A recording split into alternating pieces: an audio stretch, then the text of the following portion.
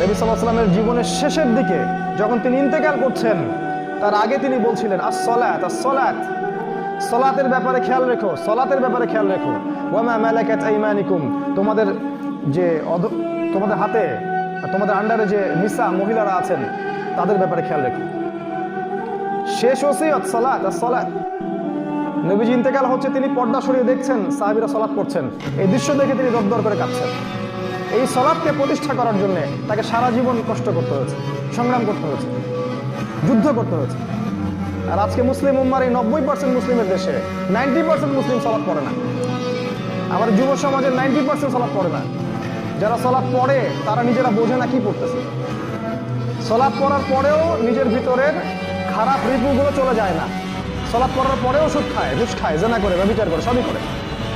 তার মানে সালাত আপনাকে অন্যায় থেকে দূরে রাখতে পারছে না। কিন্তু আল্লাহ পাক কি বলেছিলেন? ইন্না সালাত তানহা আনিল ফাহশাই ওয়াল মুনকার, নিশ্চয়ই সালাত আপনাকে সমস্ত পাপাচার থেকে দূরে রাখবে। ওই সালাত হচ্ছে না বিধায় পাপাচার থেকে দূরে থাকতে পারছি না।